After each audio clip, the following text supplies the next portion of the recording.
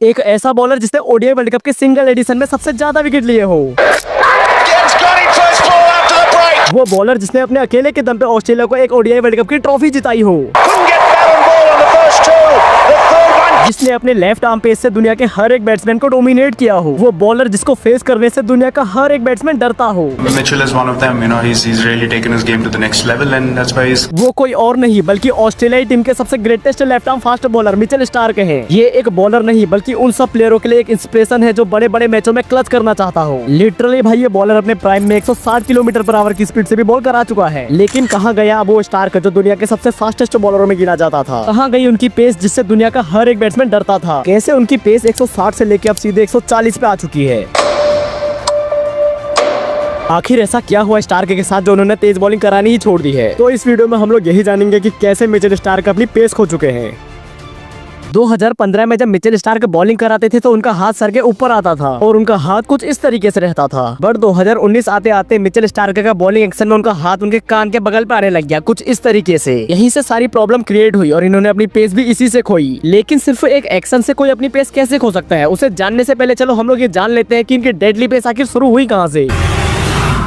तो ये कहानी शुरू होती है 20 अक्टूबर 2010 को जब मिचेल स्टार्क अपना ओडीआई फॉर्मेट में डेब्यू करते हैं, वो भी इंडिया जैसी टीम के अगेंस्ट। पहले ही ओवर में इनका सामना विराट कोहली से होता है जो अपनी यंग एज में थे। इस मैच में ये बॉल को सिर्फ बीट कराते रहते हैं लेकिन विकेट इनको एक भी नहीं मिलता। यहाँ हैरानी की बात सिर्फ एक ही थी कि इनको ज्यादा पेस नहीं मिलती थी। ये सिर्फ 140 किलोमीटर पर आवर की स्पीड से बॉल कराते थे। बट शुरुआत से ही एक चीज नोटिस करने को जरूर मिली कि यहाँ पर स्टार्क का जो हाथ है वो उनके सर के ऊपर आता था। कुछ इस तरीके से ये अपना बॉलिंग एक्शन बनाते थे और अपने हाथ को अपने सर के ऊपर ले जाते थे और वहाँ से अपनी पेस को रिलीज करते थे। शुरू में इनको इस वाले एक्शन से उतनी ज्यादा पेस नहीं मिल रही थी, या यूं कहूं तो ये पेस को जनरेट करना ही नहीं चाहते थे। डेब्यूट करने के बाद इन्हें इंजरी हो गई थी जिसके चलते कुछ मैचेस नहीं खेल पाए थे। बट 2011 से लेकर 2014 ये 3 ऐसे ईयर थे जिसमें मिचेल स्टार्क की पेस एकदम से बढ़ गई थी। ये 140 से लेकर 150 किलोमीटर पर आवर की स्पीड से बॉलिंग इजीली करा रहे थे। इनका खतरनाक एक्शन और इनकी डेडली पेस इनको बैट्समैन का नाइटमेयर बनाने लग गई।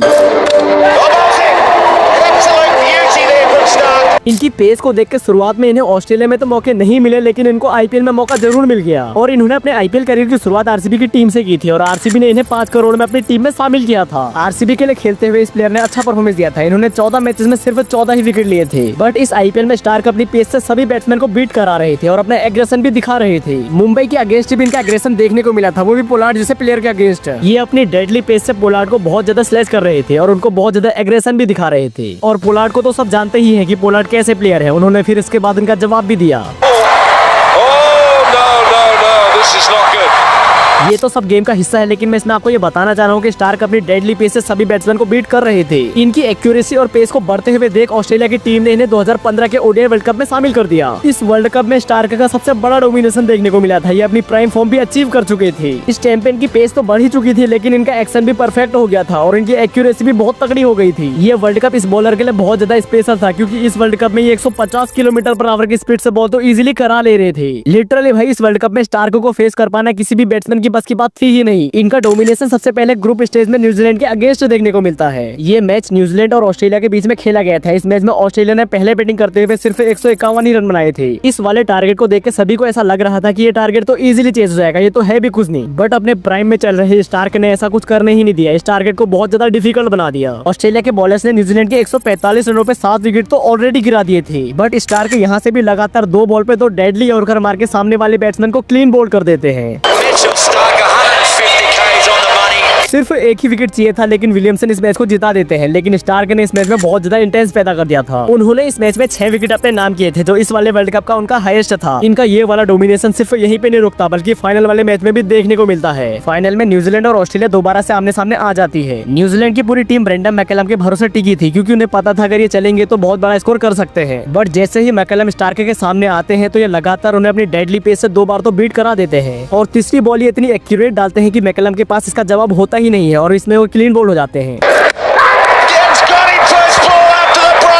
इनके आउट होते ही न्यूजीलैंड एकदम से कोलैप्स कर जाती है और बहुत कम स्कोर पर सिमट जाती है, जिसके चलते ऑस्ट्रेलिया इसको चेस कर लेती है और ये वाला वर्ल्ड कप का फाइनल भी जीत जाती है। इस वर्ल्ड कप को जीतने का क्रेडिट पूरा स्टार्क को जाना चाहिए। पूरी टीम ने मिलकर बहुत अच्छा खेला, ये मैं एक्सेप्ट करता हूँ, लेकिन मिचेल स्टार्क तो इंजर्ड था, उसने इंजर्ड होकर भी खेला, पेन किलर लिए। लिटरली भाई उस बंदे के पैर में हाथ में इतनी दर्द थी, लेकिन उसने इंजेक्शन लेके गेम खेला है। अपने देश को जिताने के लिए इसके अंदर इतना जुनून था कि ये अपने देश को जिताने के लिए कुछ भी कर सकता था। चलो इस वर्ल्ड कप में तो इन्होंने अपनी इंजरी को छुपाने के लिए पेन किलर ले लिए, लेकिन उसके बाद इनकी इंजरी दोबारा से बाहर आ गई, क्योंकि ये बंदा 150 किलोमीटर पर आवर की स्पीड से भी ऊपर की बॉलिंग कराने लग गया था। इसी वाले ईयर में जब ये न्यूजीलैंड के अगेंस्ट टेस्ट मैच खेल रहे थे तो उसमें इन्होंने 160 किलोमीटर पर आवर की स्पीड से भी बॉल डाली थी। ये इंजरी में होने के बाद भी 150-55 के अराउंड बॉलिंग करा ही रहे थे। इनका एक्शन, एक्यूरेसी, स्पीड और स्विंग इनको दुनिया के सभी बैट्समैन का नाइटमेयर बना रही थी।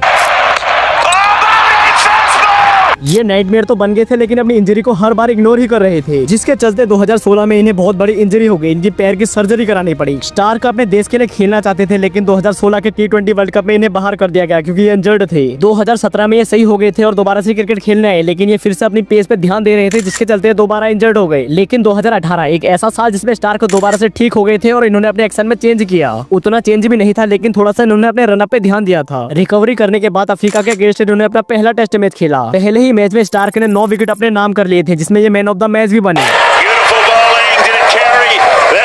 सबको ऐसा लग रहा था कि स्टार्क की प्राइम फॉर्म में वापस आ जाएगी, लेकिन तीसरे ही मैच में ये दोबारा इंजर्ड हो गए। ये 2018 का आईपीएल भी नहीं खेल पाए थे क्योंकि ये इंजर्ड थे। इंजरी की वजह से अपनी पेस को भी कंट्रोल नहीं कर पा रहे थे। सभी को ऐसा लग रहा था कि ये बॉलर अब ज्यादा लंबा नहीं खेल पाएगा। स्टार्क को भी ऐसा लगने लगा था कि वो पेस के चक्कर से अपना करियर बर्बाद कर सकते हैं, लंबे फॉरवर्ड में नहीं खेल पाएंगे। यहीं से मिचेल स्टार्क ने अपनी पेस को सेक्रीफाइस कर दिया। उन्होंने अपना एक्शन भी चेंज करा। बॉलिंग कराते टाइम उनका हाथ जो सर के ऊपर आता था, अब वो उनके कान के बगल में आने लगा। पहले से उनका रनअप थोड़ा छोटा भी हो गया था। इन दो बदलाव के चक्कर से उनकी पेस तो कम होगी, लेकिन बॉल उनकी स्विंग होने लग गई थी। इन्होंने 2019 के ओडीआई वर्ल्ड कप में अपना बहुत बड़ा कमबैक करके दिखाया, बट जो स्टार्क पहले हुआ करता था वो इस वाले वर्ल्ड कप में नहीं देखने को मिला। ना इनकी पेस उतनी ज्यादा देखने को मिली, ना इनका एक्शन वैसा देखने को मिला। इस वर्ल्ड कप में स्टार्क 140-45 के अराउंड ही बॉलिंग करा रहे थे। जहां 2015 के वर्ल्ड कप में ये बॉलर अभी पेस पे भरोसा करता था, वहीं अब ये स्विंग पे भरोसा करने लग गया। अपनी स्विंग के दम पे स्टार्क ने ये वाला वर्ल्ड कप पूरा डोमिनेट किया और 5 की इकोनॉमी से 27 विकेट लिए, जो कि हाईएस्ट है अभी भी ओडीआई वर्ल्ड कप का।